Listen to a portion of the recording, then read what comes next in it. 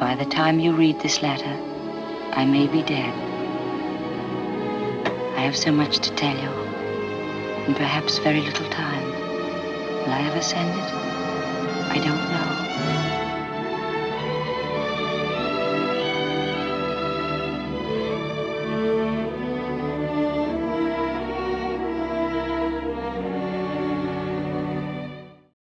Eh bien, bonjour à tous.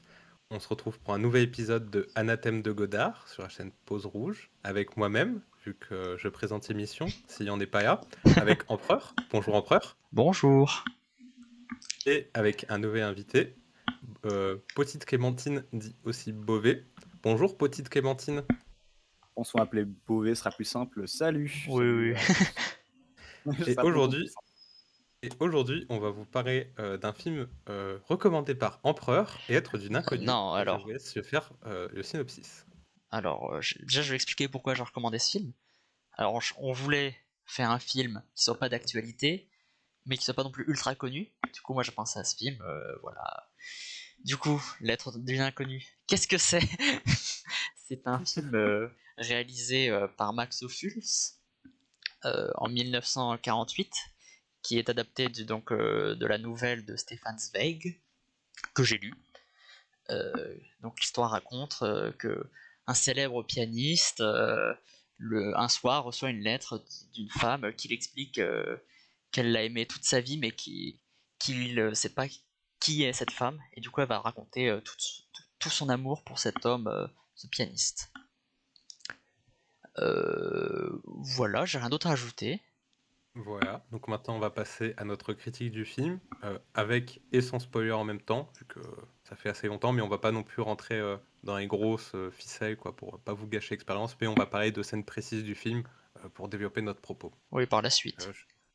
Vu que c'est Empereur qui nous a recommandé ce film, et que j'attends avec impatience son avis, j'attends qu'il nous dise qu'est-ce qu'il a pensé du film. Alors moi j'aime aussi faire un tour de table, de savoir. Oui, on fera pas que moi, mais on va commencer par moi puisque je l'ai recommandé. Et dame d'abord. Oh.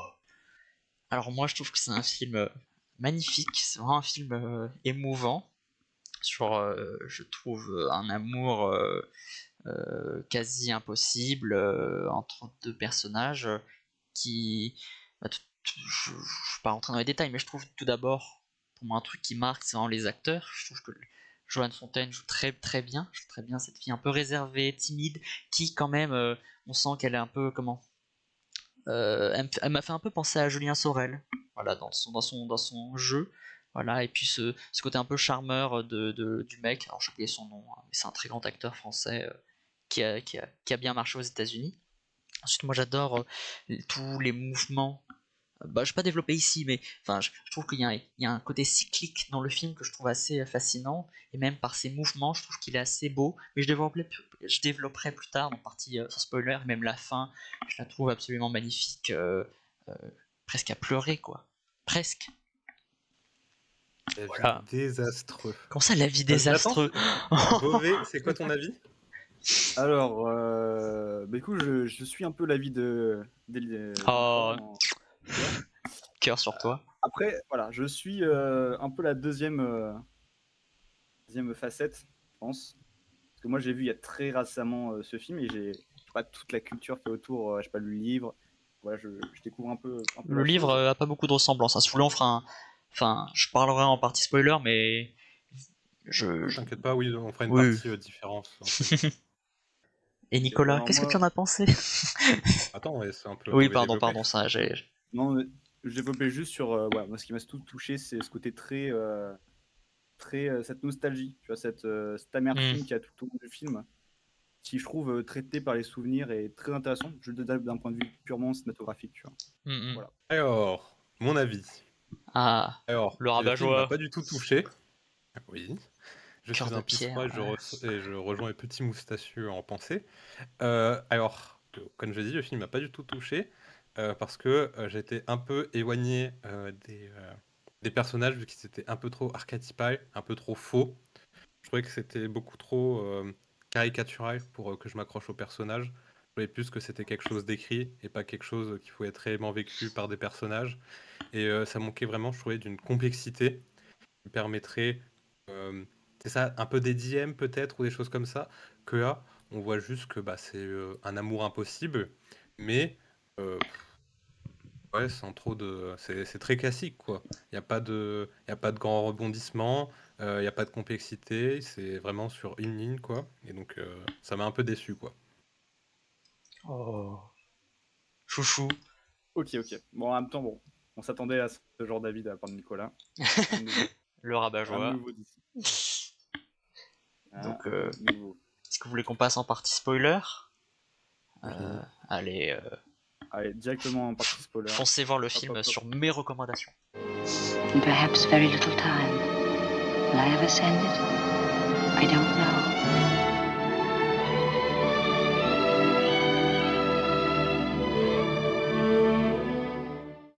Partie spoiler. Par la Alors, rabia. je vais commencer dès maintenant parce que c'est pas très intéressant, mais la comparaison avec le livre que j'ai lu, du coup, pour préparer cet épisode. Alors, c'est marrant Waouh. parce que Oh là là. le film est, Moi qui enfin, travaille. le livre est beaucoup plus cru. C'est-à-dire que on va avoir dans le livre un côté bien plus. Enfin, je veux dire, dans le film, c'est juste ils se voient, ils dorment ensemble, on voit rien. Alors que dans le Bon. livre, c'est vraiment Oui. quasiment pas il l'exploite, mais il couche uniquement avec elle et puis c'est tout. Hein. Et vraiment, il se souvient même pas d'elle et c'est un peu plus froid dans son approche. Même s'il y a quand même cet amour, puisque on a la lettre du coup, et on sent par l'écriture de Stefan Zweig un côté un peu. Enfin, ouais, je trouve que Max toujours retranscrit plutôt bien ce personnage féminin assez. Je sais pas comment dire, qui est très tourmenté dans ses émotions. Quoi. C'est pas vraiment le mot que je cherche, mais c'est. Il ressent fort les émotions. C'est pour ça que je compare avec Julien Sorel. Et, euh, et dans le livre, d'ailleurs, je sais pas pourquoi ça a changé. Enfin, j'ai une idée, mais je développerai ça plus tard. Dans le livre, le mec est un écrivain célèbre. Donc, euh, toujours les écrivains stigmatisés au cinéma, on remplace ça par un pianiste.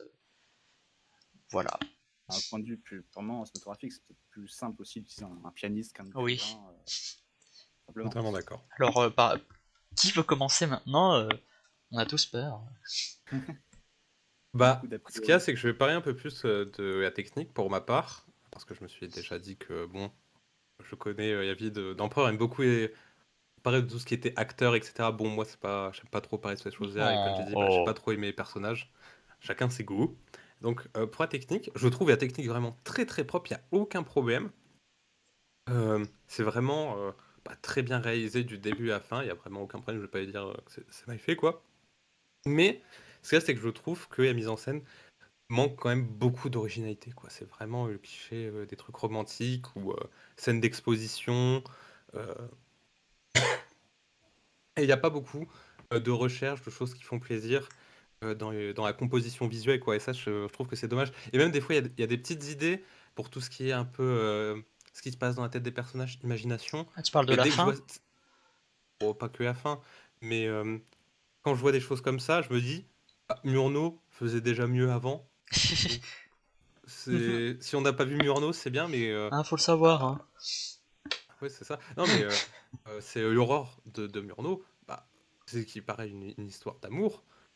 Je trouve que dans comment il va représenter ce dilemme amoureux et ce déchirement amoureux, bah, c'est beaucoup mieux fait. Il y a beaucoup plus une représentation visuelle des tourments intérieurs des personnages. Oui, non, non, je comprends ce que tu veux dire. Après, toujours, on va dire, d'un point de vue technique, moi je trouve que Max Ophuls a un talent pour. Je sais pas, on a l'impression que ses mouvements sont invisibles. C'est-à-dire qu'ils sont présents, mais on les voit jamais. Enfin, Côté très cinéma américain, quoi, de toute façon. oui, oui, bah, de toute On façon, c'est ressent un film américain classique, c'est pour ça que un film je américain, c'est comprends vrai. ton reproche, mais à la fois je suis en mode, bah, c'est ce qu'on faisait à l'époque, quoi. Et lui, il arrive vraiment à maîtriser ça, de sorte à ce que ça paraisse naturel. C'est-à-dire qu'on n'a pas l'impression à un moment, je me suis dit, putain, là, ça fait vraiment qu'un décor, enfin, ça fait vraiment bizarre que la caméra soit placée là. Non, non, pour moi, c'était vraiment chaque. Et puis, en plus, moi, je suis pas trop d'accord sur les cadres. Je trouve qu'à certains moments, c'est plutôt. Oui, c'est Il y a un très côté. comme des choses. T'as dit quoi, pardon? Ça tente pas mal de choses d'un point de vue de la narration sur les cadres et tout, quand même. Oui, oui. Je trouve. C'est pas Enfin, Si, forcément développer, très développer. bah, ostentatoire je comme pense pourrait être. notamment au plan où, par exemple, elle va écouter la musique, enfin vous savez le moment où il joue tout seul chez lui et elle va écouter à travers une fenêtre. Moi je trouve que c'est un plan magnifique parce qu'on pourrait avoir un cadre où on a les deux sur un seul truc, hein, c'est tout à fait possible avec les décors hollywoodiens, mais il fait pas, il les sépare et moi je trouve ça assez beau parce qu'on est au final on a que je sais pas, il s'appelle comment, Stéphane Brand, je sais plus comment il s'appelle le personnage, le Brand. pianiste. Ah, Brand, merci. Brand. Au final, on pourrait tout à fait le voir et il le sépare. On a que de lui sa musique très lointaine. Et moi, je trouve ça absolument Ouais. magnifique. Premier plan sur lui, hein, étant Mm. des mains. Hein. Plan des On va mains. pas le montrer dès le début. Mm. Même cette séparation qu'on retrouve dans le surcadrement des personnages, comme au début, hein, le personnage est présenté au tout début, Monsieur Brand, hein, par un surcadrement derrière la calèche. On sent le personnage totalement au plus bas. Hein. On le verra plus tard dans le film hein, que il a fait une sorte de longue chute un peu quand même. Très longue. Enfin, une longue chute. Très longue chute. Et voilà. Et il y a aussi cette histoire de surcadrement qu'on retrouve aussi une nouvelle fois quand on présente le personnage de Lisa. Oui, c'est ça, c'est Lisa. Lisa, quand elle découvre justement les instruments lors du déménagement. Voilà. Ouais, c'est intéressant comme introduction. D'idées de cycle, comme tu disais au début. Voilà. Même sur ce fameuse scène qu'on retrouve d'elle qui, avant de partir quand elle part de Vienne, elle part à Leipzig, je crois. Une ville en Autriche. Voilà, qu'elle fugue entre guillemets de la gare pour retourner dans son ancien immeuble, entre guillemets, pour voir Monsieur Brand. Il y a ce fameux plan qui se répétera plus tard dans la scène, mais où cette fois-ci les rôles sont inversés. Ah oui, avec l'escalier. Tout à fait. Oui, je vois tout à fait. Alors, Nicolas, est-ce que tu as quelque chose à ajouter? Alors, je suis pas d'accord avec vous. Oh. Cependant, je vais rebondir sur un truc que tu as dit. Tu as dit que quand il met la caméra dans les décors, ça se voit pas, etc.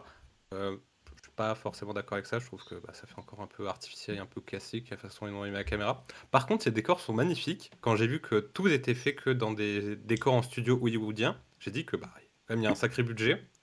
Et c'est très très bien réalisé, surtout que l'on voyage. Comme vous le dites, on va à Vienne. À un moment, on est en Allemagne. On... on voit quand même beaucoup d'endroits différents et ils sont toujours très bien réalisés, quoi. Alors, je me permets de rebondir. C'est parfait, je fais la jonction des deux.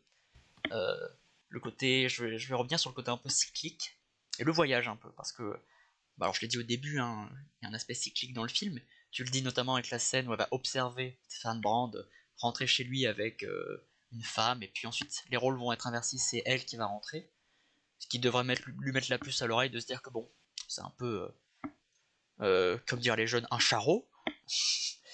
Mais tout le film est construit comme ça, c'est-à-dire que ça s'ouvre par un plan de calèche, ça se ferme par ce même plan de calèche. Moi je trouve ça assez fort. Mais même en termes de voyage, on a toujours ce truc lorsqu'un personnage final quitte, lorsqu'il va à chaque fois dans une gare, lorsqu'il va dans, je veux dire, quand c'est son fils ou quand c'est Stéphane, à chaque fois il part et au final elle ne le revoit jamais. Moi c'est ça ce qui m'intéresse, il y a une répétition dans les départs, et notamment lorsque je trouvais ça intéressant, c'est pourquoi le soir, lorsqu'ils sont, vous savez, ils sont dans le parc et ils font un truc dans une sorte de faux train, machin. C'est bizarre, non? J'ai jamais vu ça dans un parc, puis j'en ai jamais entendu parler. Et je sais pas, je trouve qu'il y a un côté un peu, répétitif. C'est-à-dire qu'à un moment, vous savez, ils ont fait tous les tours des tableaux et ils retournent voir les choses. Et au final, c'est vraiment moi cet aspect, je vais me répéter encore 50 fois, l'aspect cyclique de toujours refaire les mêmes choses. Je rencontre une femme, je couche avec elle, je la quitte, etc. C'est vraiment ça ce qui m'avait marqué lorsque j'avais vu la première fois, et quand je l'ai revu, ça m'a encore plus marqué. C'est vraiment, Toujours la même chose, toujours les mêmes erreurs. un peu. Mais ouais, voilà, j'ai rien d'autre à dire. Mais pareil, cette fameuse espèce cyclique se retrouve même dans la scène d'après aussi, hein, celle avec le faux train, hein, qu'on trouve avec eux qui dansent au milieu et qui à chaque fois demandent aux musiciens de rejouer encore une fois pour refaire leur slow.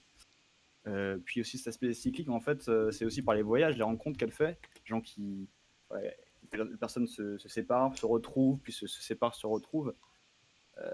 Et puis aussi ce côté un peu de comment il montre ces personnages un peu en déambulation, tu vois, dans la ville, Mm, entre les villes. Ils se cherchent un peu, tu sens que c'est un peu ça de montrer une sorte d'un peu d'instabilité des personnages, tu vois. mm, mm. Surtout du coup du personnage de Monsieur Brand qui va un peu dans tous les sens. On retrouve pas forcément là où on pensait le retrouver. Enfin, voilà. Puis justement les voyages, ce côté voyage et instabilité se retrouve bien dans cette scène.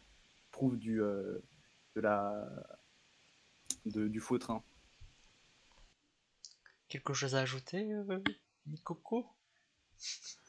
Non, votre avis est très bien argumenté. Alors, moi j'aimerais revenir sur un truc que j'ai dit, sur une différence qu'il y a entre le livre et le film. C'est que dans le livre, c'est un écrivain, et dans le film, c'est un musicien, enfin c'est un pianiste.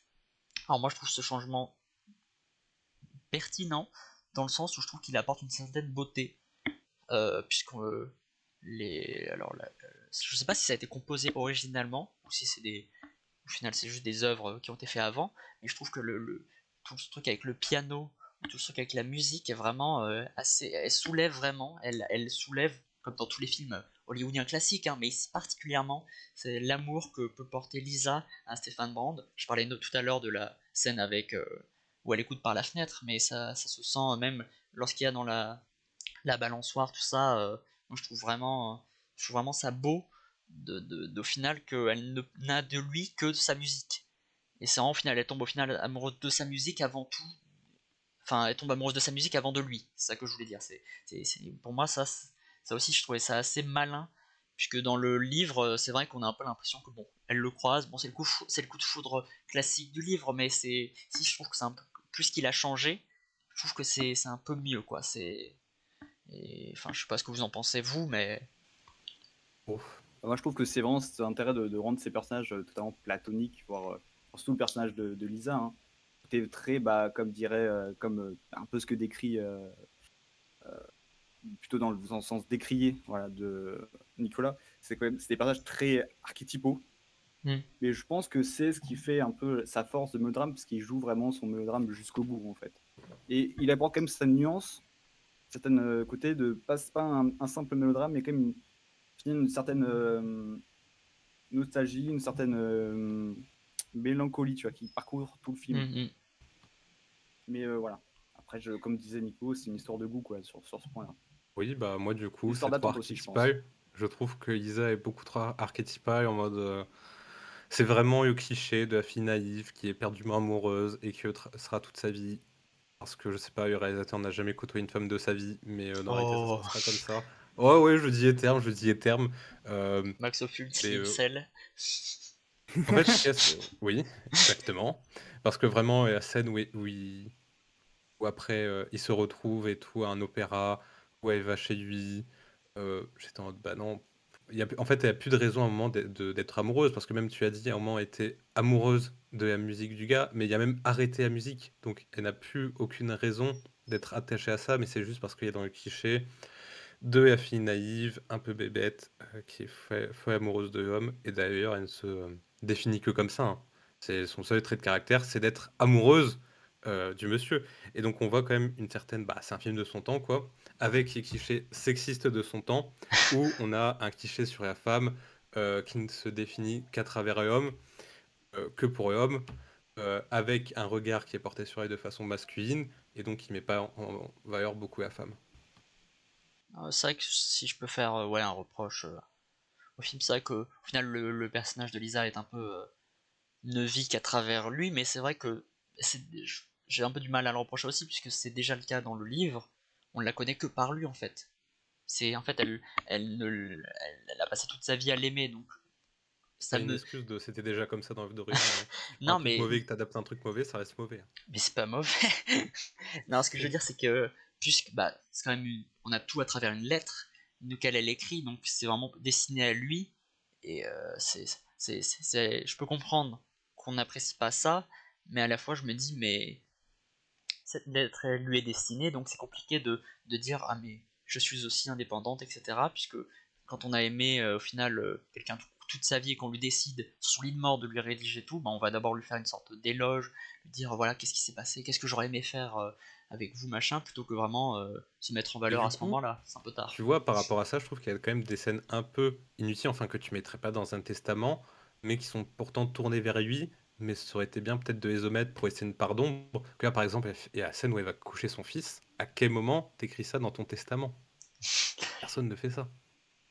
Non mais je Elle a pense que vraiment c'est écrit, un samedi soir, j'ai couché mon fils. non mais là je pense que c'est une sorte d'introduction, je dirais. C'est là, c'est le soir où justement elle va le retrouver à l'opéra. Donc elle explique, bah voilà, je couchais mon fils, que j'aimais, mais je t'aimais toi. Donc bon. Ouais, et donc moi, c'est pour ça que j'ai pas aimé le film. Bon, ok, c'est propre, et comme je dis, c'est pas très original, mais vraiment, ce qui m'a plombé, c'est que bah, vraiment, tout est très cliché, quoi. On a un cliché sexiste pour Isa. L'homme, c'est aussi un cliché yankee de comment ils voient les Français, que comme pour eux, tous les Français sont des gros charros, alors que dans la réalité, aucun Français n'est un Alors charreau, il est pas bien français évidemment. dans le. Dans le film. Oui, mais Non. ils ont utilisé un acteur français. C'est Et c'est Max ça Oh, qui Ophuls le c'est est. rêve français français de aussi. base. Juste parce qu'il était beau C'est le gosse, hein. deuxième et dernier film Non, mais il y a américain. non, c'est vrai, C'est oui, c'est une vraiment un partie. cliché des ouais, Hollywood où les acteurs français, enfin, pour eux, les Français étaient tous des coureurs de jupons, et donc ils prenaient des acteurs français pour jouer des coureurs de jupons.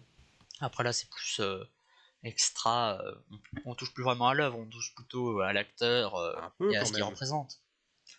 Bah oui et non, C'est enfin je veux juste dire pour dire c'est. qu'en plus du cliché sexiste, il y a un cliché, on va dire, ethno-racial, j'oserais dire les termes. Oui. Et après aussi, bah, du coup, la classe sociale est totalement absente de ce film, où c'est très peu évoqué. Où pareil, Lisa, on voit pas très bien sa classe sociale, mais elle semble, je Ouais. sais pas, on va dire On d'une sent quand classe même qu'elle moyenne. est proche d'une moyenne, voire bourgeoise, hein. Ouais, mais après, on voit pas trop.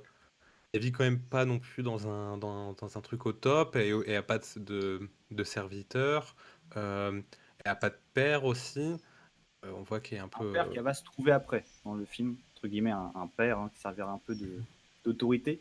Et ce côté-là Mhm. aussi dans ce film qui est abordé justement du coup du côté pas du père, mais de, du mari qui se fait plus tard, mais il y a ce côté aussi avec la mère, ce côté un peu autoritaire, très du coup 1900 de ces sortes de mariage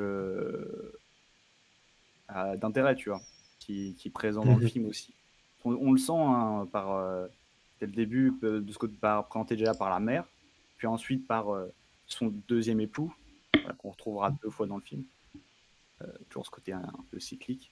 Et comme la première phrase de la mère, hein, elle qui est totalement amoureuse de ce musicien qui représente totalement ce côté libertin, je ne sais plus si c'est le terme.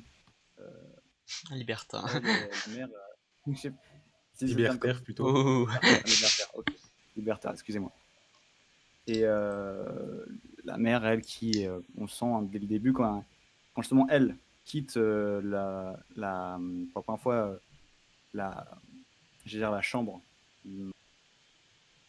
l'appart, entre guillemets, de Monsieur Brown, qu'elle découvre sa mère avec un homme, la mère, première chose qu'elle lui dit quand elle dit qu'elle tombe amoureuse de lui, juste après, elle parle quand même de l'argent.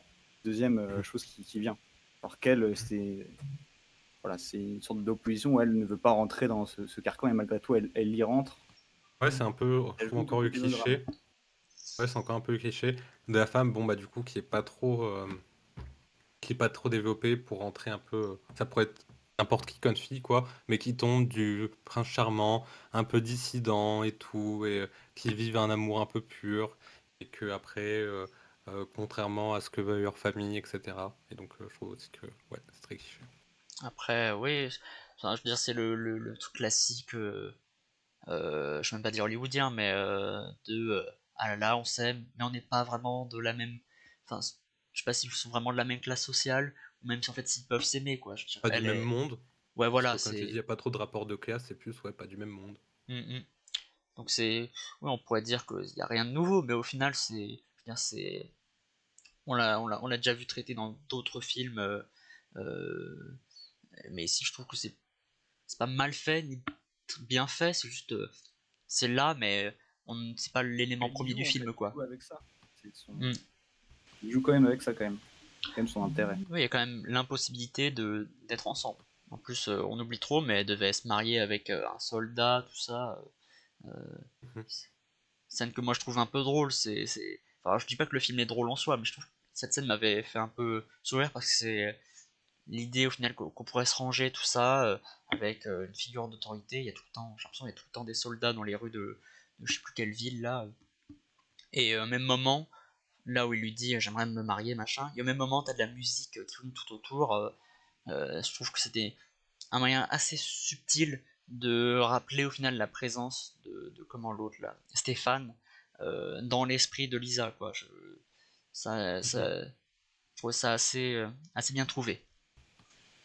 Ouais, oui, mais justement, cette fanfare qu'on retrouve Voilà, dans la merci ville. une fanfare, j'ai Je trouve que oublié. fanfare, ouais. Puis c'est cette fameuse, à la fin, quand il lui. C'est de lui. De la. Pas de lui, de la demander en mariage, entre guillemets, de l'épouser. Je sens que forcément, ça ne fonctionne pas entre deux. Lisa est déjà prise.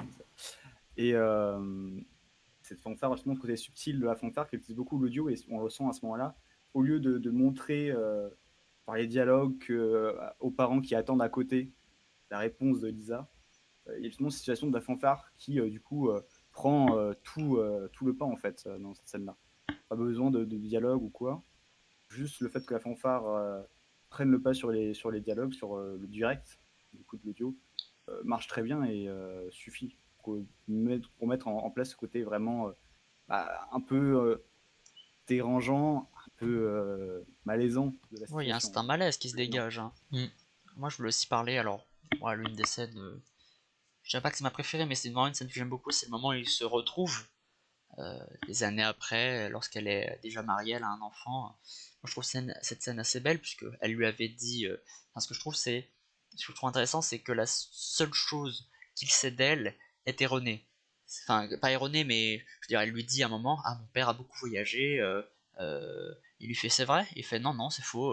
Et puis lorsqu'il se retrouve, il lui demande, et vous avez beaucoup voyagé? Moi, je crois que c'est un moyen, alors c'est rien de nouveau, hein, c'est souvent les infos fausses, machin. J'ai déjà vu ça dans d'autres films. Alors je sais pas en tête là, j'ai passé pour un con, mais ce truc du je dis une info fausse et du coup tout le monde sait que c'est moi le fautif, on l'a déjà vu. Mais ce côté C'est que c'est un imposteur. ouais voilà. Et Ça se pousse un peu. non, c'est parce que ça ce que j'aimais, c'est-à-dire que on a au final une bascule, c'est-à-dire qu'au début on se dit juste peut-être qu'il se souvient pas bien d'elle, et là il y a vraiment ce truc du il l'a oublié là. C'est vraiment c'est fini, et c'est même que ce que j'avais trouvé ça un peu bizarre lors de mon premier visionnage, c'est-à-dire que c'est l'être d'une inconnue. Ensuite j'ai lu le livre et je m'étais dit mais au final dans le livre on apprend, je sais même plus si on sait le nom de la fille, je crois qu'on l'a ça à la toute fin. Et là on le savait dès le début, enfin très vite quoi. Je m'étais dit enfin être d'une inconnue, inconnue entre guillemets quoi. Sauf que bah pas vraiment puisque lui ne la connaît pas, lui il l'a oublié. Et ensuite lorsque elle part et que bien plus tard ensuite il se souvient d'elle, moi je trouve que le souvenir, alors la séquence où il a un souvenir avec des sortes de tourbillons là, je sais pas trop comment c'est. Alors je suis pas hyper fan, mais par contre j'aime beaucoup l'idée que on a une sorte de fantôme de Lisa qui se situe au même Ouais, endroit là où ils se sont rencontrés la première fois. Ça, je trouvais vraiment ça très, j'ai envie de dire astucieux, mais au final c'est plus, c'est assez beau quoi. Je trouve il la voit à travers, il la voit à travers les carreaux d'une porte et ça, je trouve que ça donne un côté un peu pas factice, mais bah si un peu factice au personnage de Lisa et de la revoir là à ce moment-là, moi je trouve ça vraiment magnifique ça. ouais, cette scène-là. J'ai ce même problème avec ce genre de scènes qui sont très les flashbacks, hein, qui plombent un peu je pense le sentiment que voudrait nous faire éprouver le réalisateur. Je trouve que ça plombe toujours et c'est jamais très subtil, pour ma part en tout cas. C'est peut-être un reproche que je ferai à la fin du film. Ouais, ouais. C'est vraiment ça m'a un peu sorti quand même. Nicolas, qu'est-ce que tu as pensé de cette fin du film? Que tu as déjà un peu évoqué, mais que si tu veux développer. Euh, En fait, ce qu'il y a, c'est que j'étais juste en mode, bah, comme t'as dit, c'est l'être d'une inconnue, c'est d'une femme qui a oublié et bah, qui en avait pas grand-chose à faire. Mais le mec va quand même pleurer sur sa être, comme s'il avait perdu quelque chose. Mais il n'a rien perdu en fait, vu Si, qu'il il a n'a. perdu quelque chose parce qu'on sent que bon, c'est un personnage qui se cherche, qui déambule et qui finalement en fait a cette impression à chaque fois de trouver cette chose-là dans Lisa. On le ressent plusieurs fois dans une scène, et surtout dans la scène quand il la retrouve à la fin, dans Mais s'il le trouvait dans vraiment l'opéra, cette tu vois. chose en Isa, il aurait gardé Isa. Et il y aurait pas, après, oublié, en fait, il n'aurait pas oublié Isa. Mais il se rend compte Mais trop c'est le propre du tard personnage en fait. de son amour. Oui, Oui, mais mais c'est un c'est peu le comme propre de s'il savait l'archétype nul. Bah oui, Oh. d'accord, c'est à côté. Non, C'est mais pas moi, nul. Pas d'accord, c'est genre vraiment. T'as une ref en mode ah, mais franchement, on se rend compte des choses qu'on a perdues que quand on les a perdues. Non, tu te rendais pas compte de la valeur que t'avais des choses. Mais en fait, ils s'en foutaient quoi. Ah, S'en foutait, oui, mais pas tellement. Et en plus, à la fin, du coup, on voit que du coup, il accepte son sort et il part, il va mourir quand même. combattre, mourir, oui, on sent qu'il va mourir contre son mari. Et j'ai cette impression, alors peut-être en je me suis trompé, mais alors ça c'est totalement hors juste compréhension du film. compréhension du film. Le mari, deuxième mari, Mhm. le premier mari de Lisa, on est d'accord, Mhm. c'est le général, le capitaine qu'on voit de base à Leipzig, non? Alors, je ne suis pas sûr, non, je crois que ça a rien à voir. Moi, au début. Mais on D'accord, retrouve ok. ce côté un peu militaire, quoi. Il y a un peu ce côté d'ordre Autorité. bah, dans ses relations, quoi. Qui est au final en opposition face à une sorte de pianiste un peu rêveur, un peu charmeur, qui, qui, qui se met en oui, comme je l'ai dit, en opposition face à ce sorte de, je sais pas, il est colonel, capitaine, général. En plus, même lorsqu'il annonce, enfin, lorsqu'il, je crois, il découvre la relation. J'aime bien ce plan avec les épées qui est juste derrière lui pour montrer vraiment sa détermination à maintenir final Lisa dans ce couple, quoi. Moi, je n'ai plus rien à ajouter. Est-ce que vous voulez ajouter quelque chose? Attends, as-tu quelque chose à ajouter? Bon, j'ai pas grand chose de plus à ajouter. Qui irait, en tout cas, en contradiction, Nicolas. Bon. Mais si, nous avons oublié les partis politiques. Eh oui. Alors, bah du coup, moi, j'ai pas du tout l'erreur. pensé à la question, donc je vais laisser Nicolas commencer. Alors, du coup, moi j'ai dit que le film était sexiste, qui était avec des clichés et tout. Après, c'est vraiment, du coup, je trouve que c'est vraiment sur un référentiel américain où on nous a dit d'un côté il y a autorité et d'un côté il y a le côté libertaire. Donc c'est deux côtés de droite mais différents. Donc c'est vraiment le clivage républicain, démocrate. Du coup, moi je dirais que c'est genre un peu, il y a, il y a à droite des démocrates. Donc on serait plus sur du Hillary Clinton, voilà. Le film c'est Hillary Clinton, voilà. Un En Beauvais. fait, j'allais dire la même chose, mais bon, vu que j'ai pas une grande connaissance de la politique américaine, dans cette idée-là, bon, on va partir sur un bon. Bon, allez, petit Clinton aussi. Je reste très classique. Je suis Nico. Alors, Lequel de Clinton? Il y en a deux. moi, je vais être plus gentil avec le film. Je veux dire qu'il est plutôt PS. Alors, on est Bon, toujours le pas à BA. gauche, hein. Ah oui, Mais je sais c'est pas, toujours ce sexiste. côté un peu je pourrais avoir une vie bien rangée, mais au final je vais épouser un pianiste, ça me fait penser vraiment à quelqu'un du PS, quoi. C'est vraiment Vraiment un petit bobo, quoi. Parisien, du un peu 13e. du oui, bah du centre, quoi. Mais ouais, bah oui, enfin, je vois mal après comment on peut le caser, sur quel angle on peut le caser. D'un point de vue économique, ça semble compliqué. Du coup, moi, je fais d'un point de vue plutôt de chemin de vie, si on peut dire, si je puis dire. Cet aspect, ah là là, je m'en fous de respecter ce que vous voulez de moi, je vais aller épouser le pianiste. Mais qui appartient quand même à une sorte d'élite, de classe, quoi, quand même. Donc voilà, plutôt à droite ce film. Mais bon, Ouais, à droite. Finalement, à droite. Bizarrement, vous aimez que des films de droite. Je dis ça, je dis rien. bizarre ça. C'est bizarre ça. Moi, j'aime pas les films de Trompé, hein. droite. Encore plus bizarre. La fameuse, Après, c'est comme quoi c'est droite pas grave. économique. Ouais, non, vous êtes droite des des valeurs. valeurs et économique. Les deux. Allez hop. On peut finir ici la partie critique. On peut passer maintenant à ma partie, qui est la partie avis YouTube. Et comme il a dit Il n'y a Empereur. pas d'avis YouTube, non. Oui, c'est ça, c'est qu'il n'y a pas d'avis YouTube, vu que Empereur a voulu un truc Mais qui si n'a pas été as fait. tu as un super Mais avis, oui, du coup. et Ah, oui, j'ai trouvé non, c'est il y pas a la un vidéo. super sur YouTube qui s'appelle Olivier Mine, qui apparaît un peu de la réalisation de ce film. Surtout, bah, enfin, c'est beaucoup des anecdotes sur les acteurs, sur le fait que le premier acteur français, bah, il n'a pas été pris parce que il y avait un mail de l'avion. Du coup, il était devenu en bateau, puis après en chemin de fer. Du coup, il avait mis trop de temps. Du coup, on avait pris un autre acteur, etc. C'est C'est beaucoup qui ce des premier sujets très acteur français? techniques. Je sais pas. Ok. Je ne précise pas dans. Ok, Si, précise, mais je connaissais pas du tout cet acteur, donc d'accord. ça m'a pas marqué. Je mettrai, si vous voulez, en commentaire YouTube la vidéo dont je parlais d'Olivier Mine. Bon, qui n'est pas, qui était en présentation. Bon, il fait quand même le taf, il raconte quand même des choses sur le film, etc. Il fait un bon synopsis, mais il n'y a pas de vraie critique du film, quoi. Après, comme j'ai dit, c'est plus des anecdotes sur le tournage et tout. Mhm. Bah, il a bien aimé.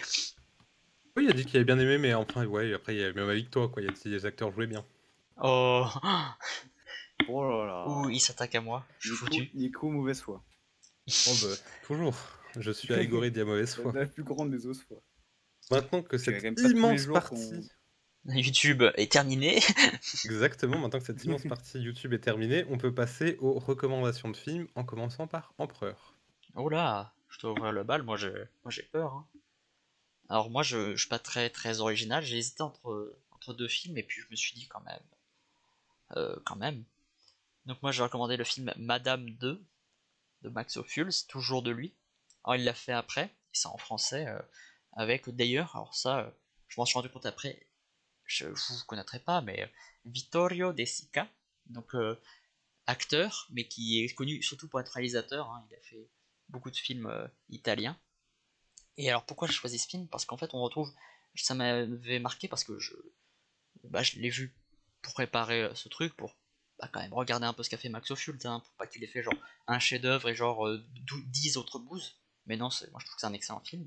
C'est un peu une sorte, c'est pas la même histoire, mais on retrouve un peu les mêmes choses, une sorte de triangle amoureux, cette fois un peu plus développé, puisque on va avoir donc une femme qui va avoir un mari un peu autoritaire, encore une fois toujours dans l'armée, et un ambassadeur, alors je sais plus quel pays, je crois que c'est Argentine, moins d'Amérique du Sud, qui va la charmer. Et donc il va y avoir cette forme d'amour impossible qu'on va retrouver dans ce film.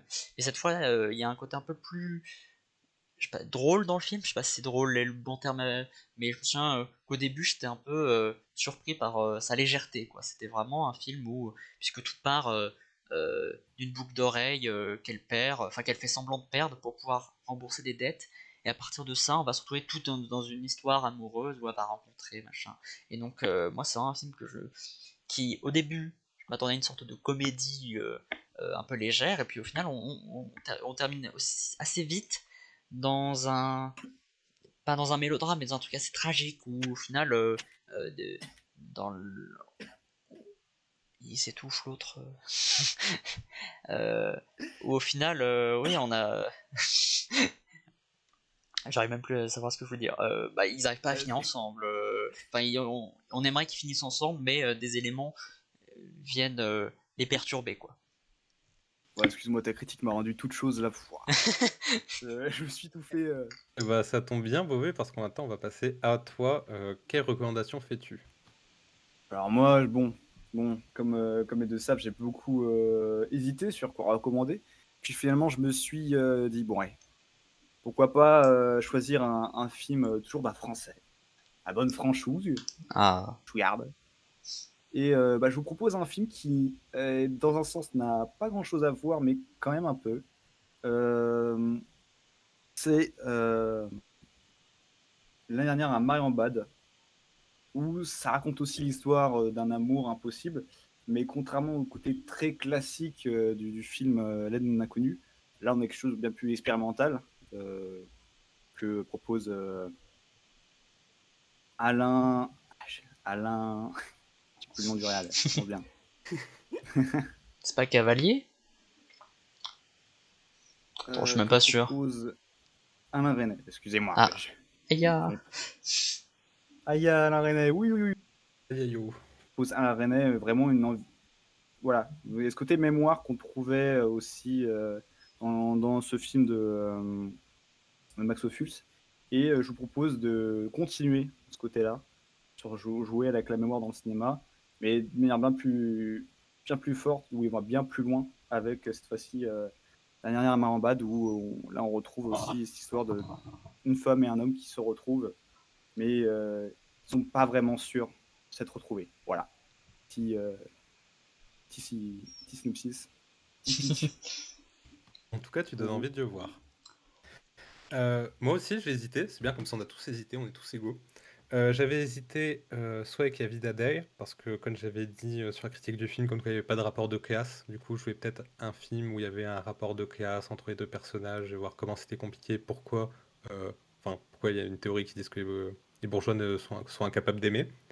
Mais j'ai préféré le portrait de la jeune fille en feu de Shin Shyama, où en fait on a une artiste peintre, Marianne.